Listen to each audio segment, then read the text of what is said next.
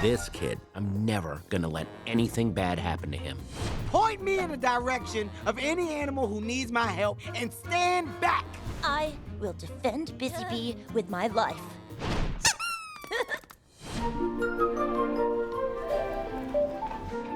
Elimination like the bonjour.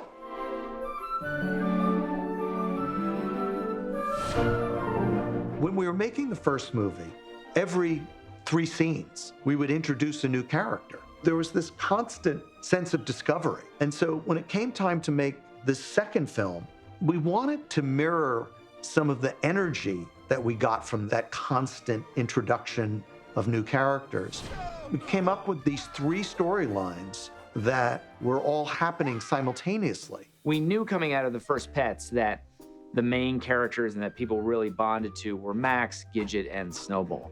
So it's kind of like creating this balance between these 3 characters. There's a time when I literally had like little strips of paper on my desk, and I just had every scene, and I just moved them around and like played it in my head. I was like, would that work, or would that work better? Just to try and make those storylines kind of intertwine in a satisfying way. It's 3 separate movies almost, but as long as in the beginning of the movie we had the characters together and one helps the other character start his journey, and by the end the storylines and the themes come back together, it seemed to work. Hey, all right.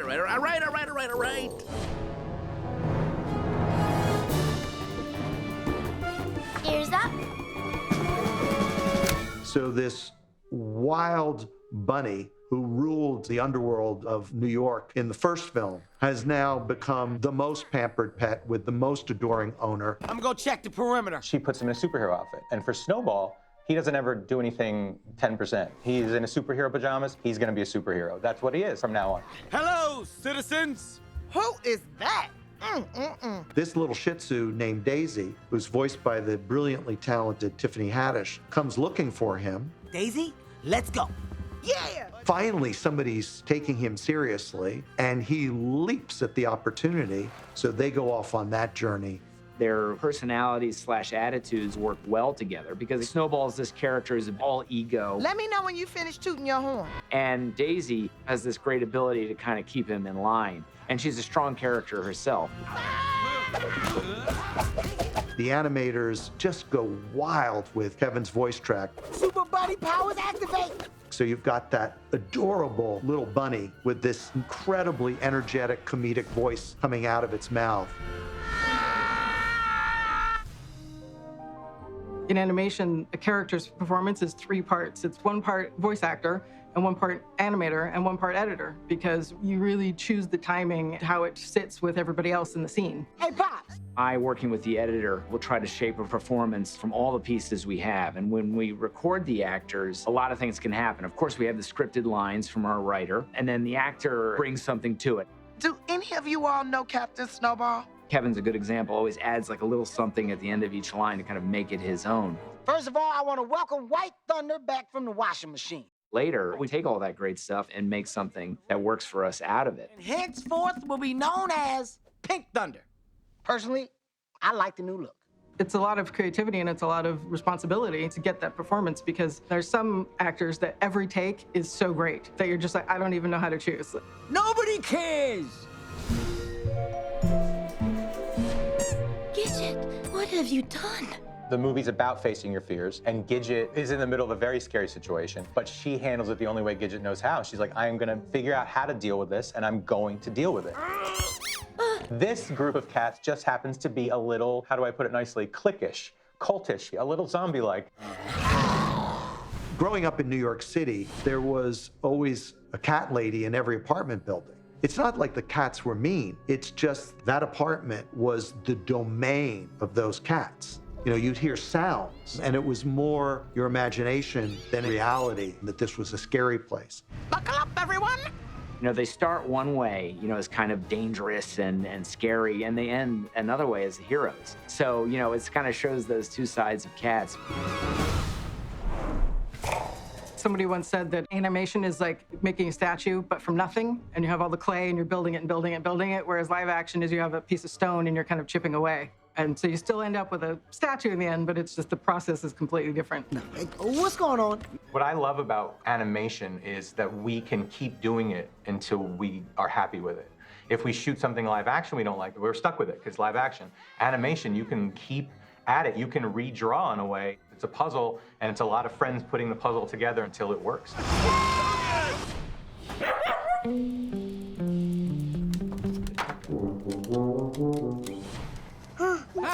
Max has a new baby in his life, and it is the most wonderful thing in Max's life, but it's also the scariest thing in Max's life because he doesn't want anything to happen to this child.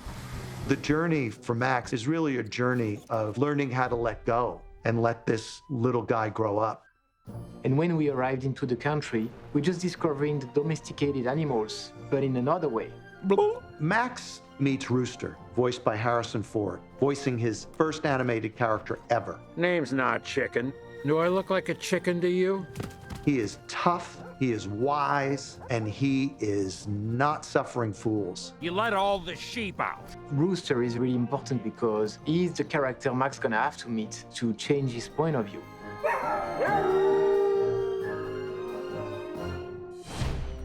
From this point on, nothing is going to be the same. It's very much a journey that parents can identify with. It's that challenge of realizing that your role is not to protect them from everything in the world. It's really to prepare them to live on their own in the world. It's kind of a celebration of the love between a parent and a child and a pet and a child, and there's nothing more pure than that. My doggies.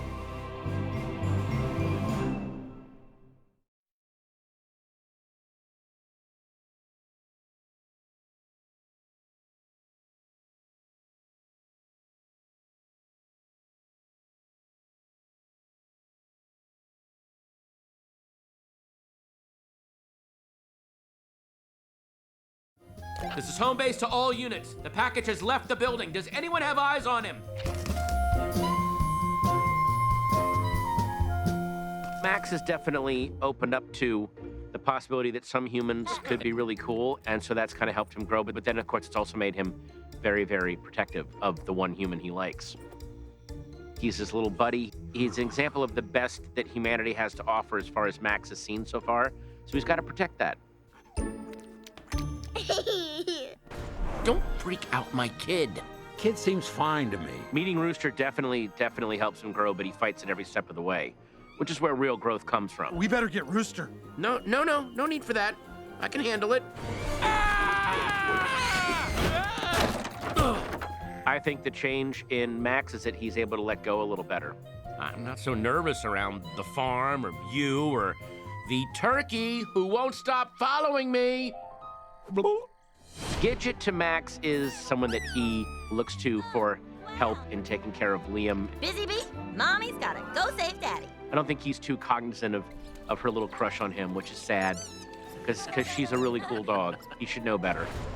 You okay there, buddy? Was the world always this dangerous? My favorite part of Max's personality is how he takes things 1,000% more serious than they need to be taken, which is really fun to play comedically. I think Max is really sweet, and it'd be good to get a dog and show him that life can be mellow. So, I worry about that little guy. I'd want to take Max and then try to chill him out.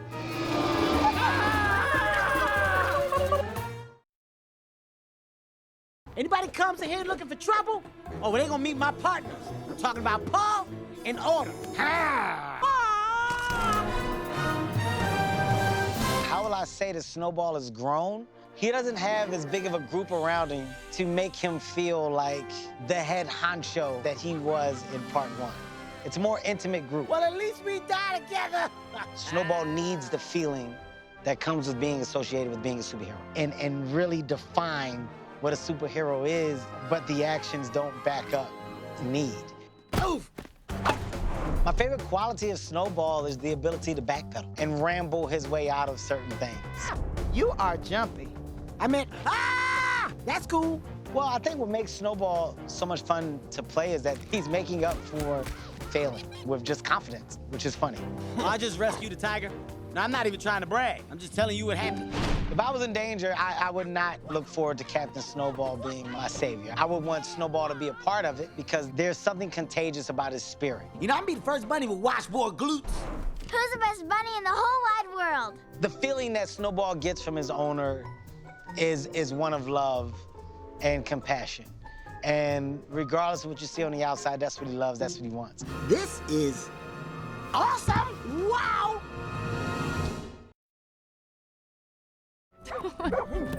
Whoa. Come on! Okay. Duke and Liam's relationship in the movie, you know, state right at the beginning that Liam is ours. We consider him our kid, and we want him to look up to us, and we want to set good examples for him, and it's such a sweet relationship. Wow! Look at this place. Yeah. Farm means so much to Duke, but first of all, it's so many smells. Oh, all the smells. And I can relate to that as me. Oh, so many smells I've never smelled before. My nose is so confused and happy. And I think Duke appreciates not having to be in a hurry to do much. Do I look like a chicken to you? No, no, sir. No, not even a little. He thinks Rooster's the coolest dog he's ever met, and how can you not? I mean, he lives and sleeps in an old 30s truck. I'm scared to death of roosters as me, Eric. And he just thinks he's cool, man. He thinks he's awesome. I think he wants to be Rooster. He probably thinks he is Rooster. Max, did you see that? Duke's more comfortable now because he knows he has a home, and you can just kind of judge him and think like, well, he's kind of aloof and kind of a doof. But then, you know, he says some pretty smart things every once in a while, and you're like, wait, hold on. He's a little freaked out being in this weird place. I think he'll be okay. He's just now being able to express himself and, you know, sort of define who he is as a canine. We're going in the car! Car! My favorite quality of Duke is his earnestness and his immediate like and love of other people. I think Duke is sort of a little bit of an innocent, and I love that about him.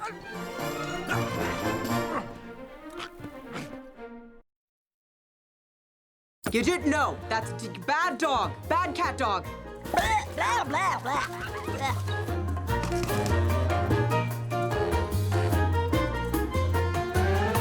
Oh, I love playing Gidget, and I have from the very beginning. She has a bit more electricity in her voice than I have. Oh, hi, Max! And I'm not as outwardly sure of myself as Gidget is, so it feels really good to be that. It's like we're his parents. It's like you're the dad and I'm the mom and we're in a relationship and this is our baby. Of course I think Max and Gidget will be together. I'm a romantic. And I'm Gidget. I will defend Busy Bee with my life. Well, the Busy Bee toy is Max's most sacred possession. It basically equals Max, but it doesn't just equal Max. It equals Max asking her to care for something that he cares for. So it's just like double love.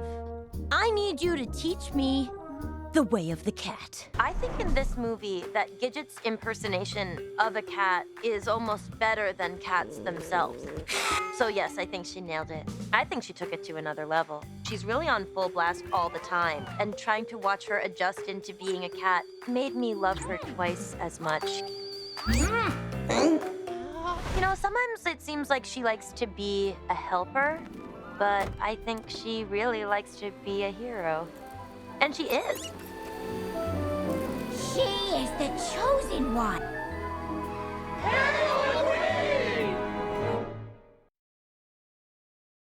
But nice meeting you. What was it again? Okay, you don't listen. It's Daisy. It feels so good to be the new pet on the block. It's an honor. I play Daisy. She's a very cute little Shih Tzu, and she's just a, you know, gung-ho, take life by the teeth dog. I love how resourceful she is. She has compassion, she cares about others, and she's a hero. Am I a hero? That's not for me to say. I think my favorite thing about Daisy is that once she gets her mind set on something, it gets done. Do any of you know Captain Snowball? When Daisy first meets Snowball, she's thinking, wow, getting a real superhero here. This guy, even though he's small, he packs a powerful punch. He's gonna be able to do some really cool things. And he looks cool in his costume. You're wearing a bright suit. Everyone's gonna notice you. I'll be fine. And he has the best imagination, I like to think. My favorite thing about Snowball is no matter what you put Snowball in, it's like, yeah, I got this. Like, he owns it. Boom! A poor, defenseless animal needs saving. For her to be able to rescue who meant the world to her. I feel like it gave her so much courage. It made her confident in herself and her abilities, and allowed her to see someone that she cared about be happy. Yes? Hey. And free. I said I got the keys. Come on, let's go. Towards the end of the journey, I think Daisy thinks like, wow, I'm really the hero here. I always had the power to do this. You know what I learned today? Wolves are jerks. I was wondering if you... Will you watch my Busy Bee while I'm gone? Oh, hey, Max, were you saying something?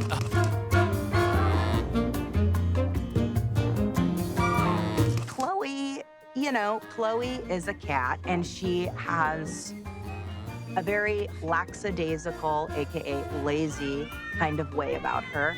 But that's not a bad thing necessarily. It's just she's robust and voluptuous. I got 2 to-dos. Food, hairball. Boom. Kind of like me. And here we go. Chloe's core values revolve around herself.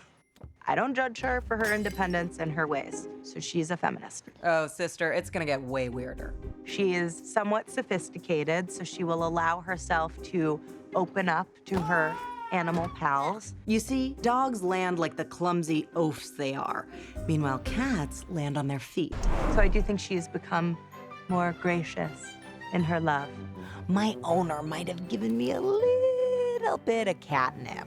Catnip for Chloe is very decadent. When on catnip, I think loses control of herself. Everything is great. All right. And maybe that's good for someone like Chloe, who can be pretty tight to the vest.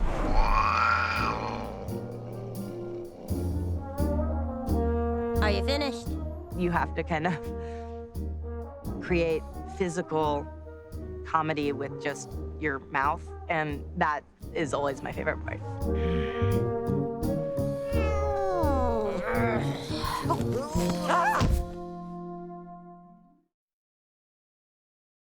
Yes, smell.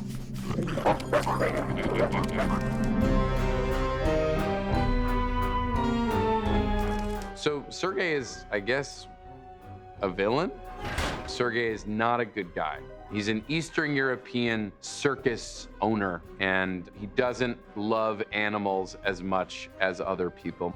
Oh, pretty little dog, I like you. Sergei also has his little monkey sidekick, Little Sergei. Maybe I should make juggling monkey head of security. What say you, little Sergei? I'd like to say this is the first time I've played a villain in an animated movie, but it is not. I've played a few villains, and they're fun to play. They get to scream, and they get to be menacing. All right, doggy, bring it out. I don't know if he's Russian. I think I saw a drawing of him, and it just felt like, oh, I think he's this Eastern European character, and that became the voice. All right, let's get this show on the tracks. It's a little bit in the back of the throat. I honestly think about every movie from the 80s with the Cold War villain. It's all based on that. You bring that tiger back. I told a bunch of the kids in my family, like, I'm gonna be in The Secret Life of Pets. They're like, really? And then they're like, are you gonna be a bad guy? And I'm like, I am. Sorry.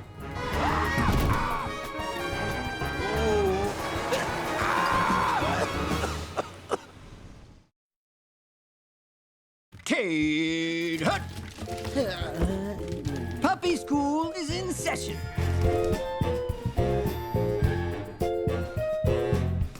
How would you say Pops has changed? He's revealed a lot more of himself in the second film. First film, he was just barking and yelling,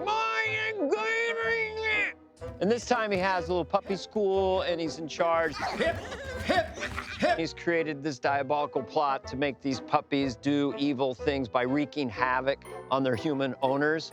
I gotta make a poop. Oh, you know where to do that. Find a shoe. But they have to be obedient to Pops. I promise. I promise. To listen to Pops. To listen to Pops. What does the school mean to Pops? Does he take it seriously? Yes, incredibly seriously. Not knowing where one sock is messes with the human's minds. Heck yes, it does. He has a very large sense of himself, and he's very, very frustrated with people who cannot bow down to his brilliance. He dominates the puppies. He loves to order people around. Get that tiger out of here before he does any more damage. He's a real peach, and he reveals his heart of gold. Are you crying? What? No. My favorite quality about Pops is that he's incredibly honest. My name's Tiny. Nobody cares. At least you always know where you stand with Pops. He'll give it to you straight down both barrels. For shame. Oh, now you've done it. Pickles is pissed.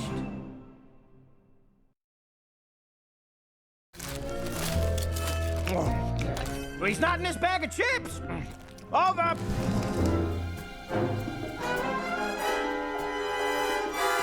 Has Mel changed from the first film? Yeah.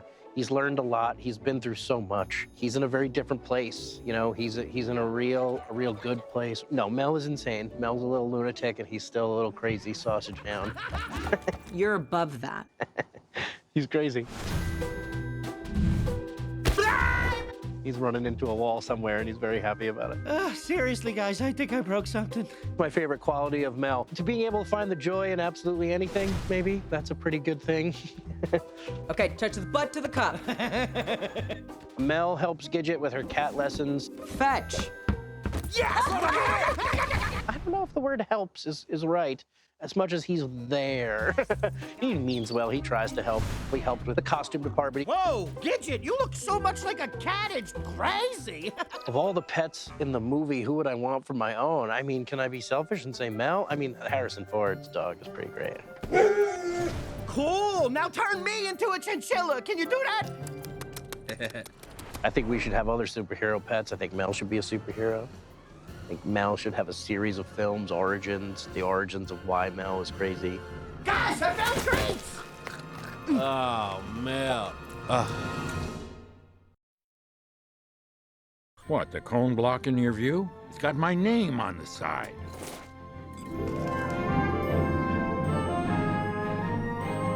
Rooster, he's like the top dog on the farm. He's pretty much in charge of all of the animals and makes sure that they're all safe and they're all taken care of and oriented. Kid seems fine to me. You're the one who's scared of everything. He says what needs to be said in a simple, direct way. He knows what needs to be done and he takes care of it. I admire that in a dog. There.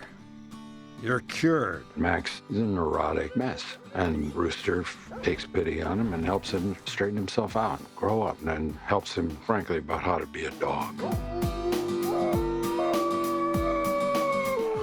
When I showed up for recording, I naturally asked, I said, do you want a voice characterization? They said, no, be yourself. Use your regular voice, which I guess is pretty close to a dog voice.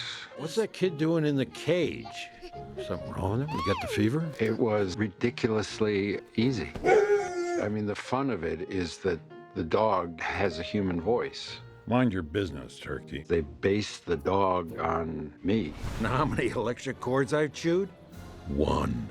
I'm not really gruff in real life, but the dog in me maybe is a little abrupt. Tell him, Rooster. You know, some stuff happened, and now it's over.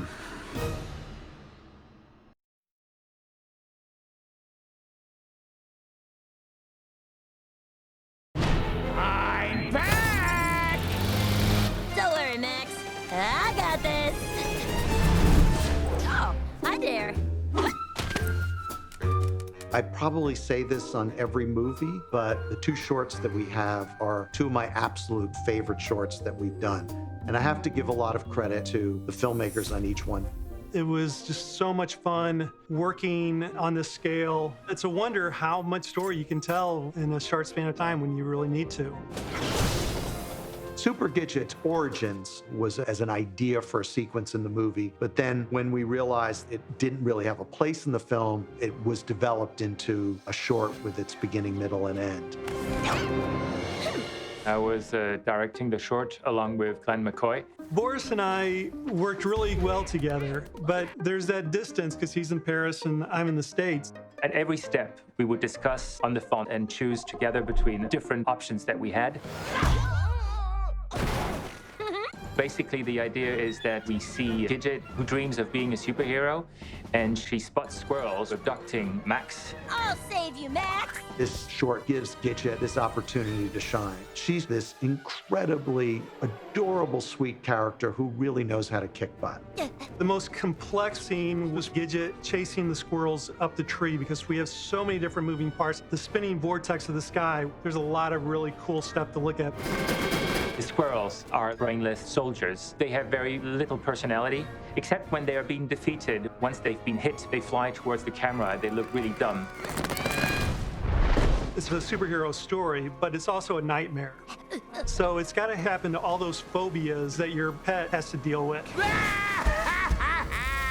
I am Infestor, master of mind control. Infestor, he's quite menacing, so I wanted him to be always ridiculous. That's something I always stress to the animators, not to lose the comedic aspect of the character.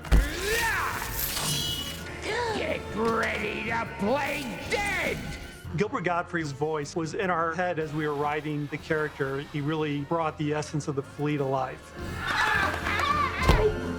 Just doing what I do. Like any great superhero franchise, Super Gidget is a character that we want to come back to and see what kind of adventures she is involved with. I think she's a great character.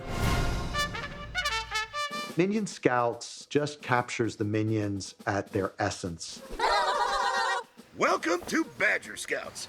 Well, the premise is pretty simple. Is how would minions try to be scouts? Madness ensues. These guys desperately want to earn merit badges. And of course, they're absolutely terrible at scouting, but they're never daunted by it.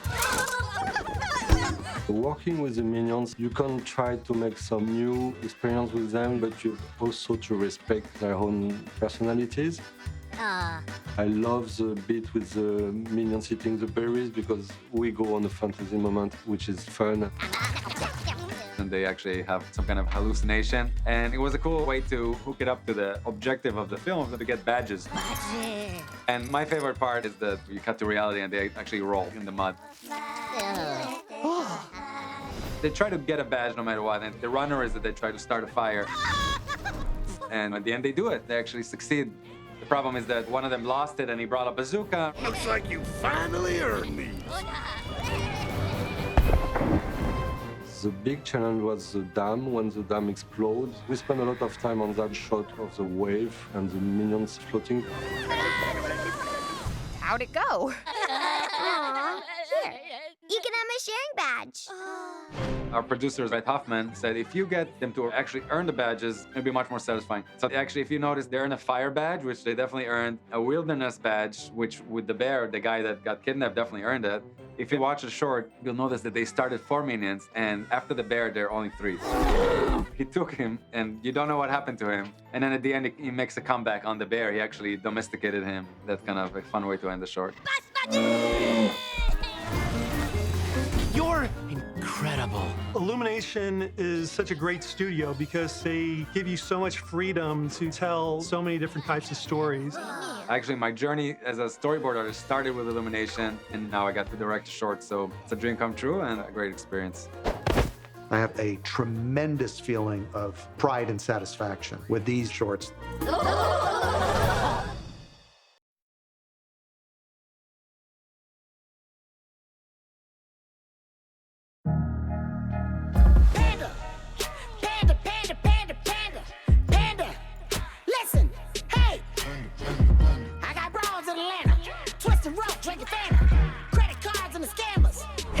In the bando, Black X6, Phantom, wait and see, looking like a panda.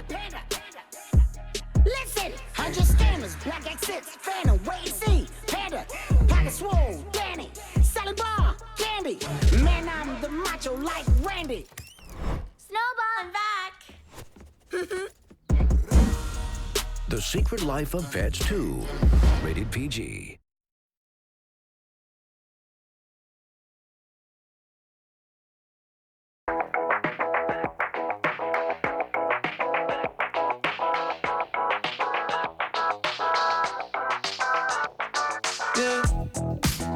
could feel the sun shining. I could see the stars aligning. I know that it's perfect timing. I could feel my heart beating. I could feel the love peaking. I know that we're gonna need it. Just keep that smile up on your face, 'cause everything's gonna be okay. Just sing along with it. I know somebody loves me. Someone reach out and hug me. Road is getting bumpy, but it's gonna be a lovely day. I know you're feeling lonely. Someone reach out and hold me. You can't be acting grumpy. It's gonna be a lovely day. Love, love, love, love, love, love, love, love me. It's gonna be a lovely day. I've seen too many days like this. Hope you know that I dream. And you wanna cry 'cause we both need love, but I know today's gonna be a little different. Let's stay close. The sun keep blinding me. I don't know what you've been told, but we both know glitter don't make gold. Some songs what we always told, but we both already know how that story goes. Let's make time to make some. Let's dream a lie to chase some. Let's love hard to say some. And don't forget it gets better. Just keep that smile up on your face, 'cause everything's gonna be okay. Just sing along with it. Oh yeah. I know somebody loves. Someone reach out and hug. Road is getting bumpy, but it's gonna be a lovely day. I know you're feeling lonely. Someone reach out and hold me. You can't be acting grumpy. It's gonna be a lovely day. Love, love, love, love, love, love, love me. It's gonna be a lovely day. Love, love, love, love, love, love me. It's gonna be a lovely day. Now if the moon goes down and the sun gets bigger, how many of you wanna pull up with us to the function? It ain't nothing. Let your head go, keep it jumping. Don't let your chin hang low. No matter who you are, you deserve a halo. Just need a little love, you can keep the pesos. Always here for some fun, that's just how my day goes. Just keep that smile up on your face, 'Cause everything's gonna be okay. Just sing along with it. I know somebody loves. Someone reach out and hug. Road is getting bumpy, hey, but it's gonna be a lovely day. Oh yeah, I know you're feeling lonely. Someone reach out and hold me. You can't be acting grumpy. It's gonna be a lovely day. Hey, love, love, love, love, love, love, love, love, love, love me. Oh, it's gonna be a lovely day. Love, love, love, love, love, love, love, love, love, love me. It's gonna be a lovely day.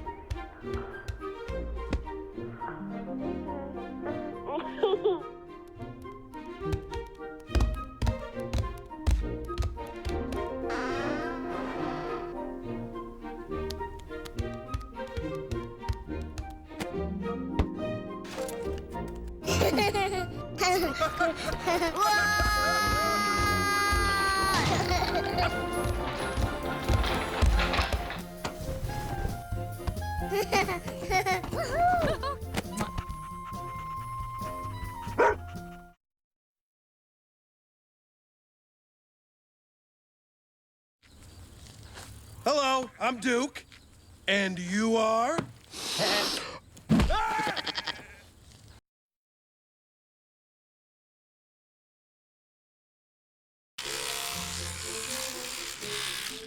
You looking at me? Huh? Well, you better back off, because there's a new hero in town. He's got 2 deadly weapons. Pow! Pow, pow, pow, pow, pow!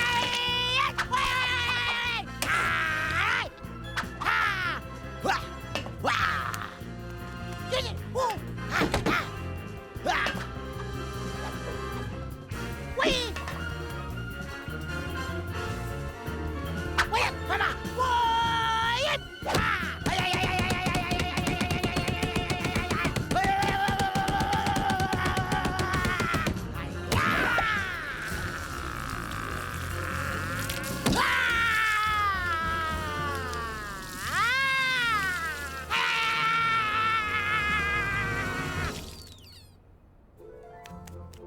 Ah!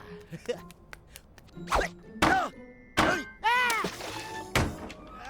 No! Don't flush the toilet, please!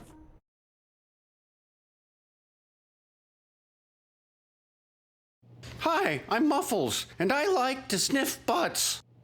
Big ones. Hi, Muffles.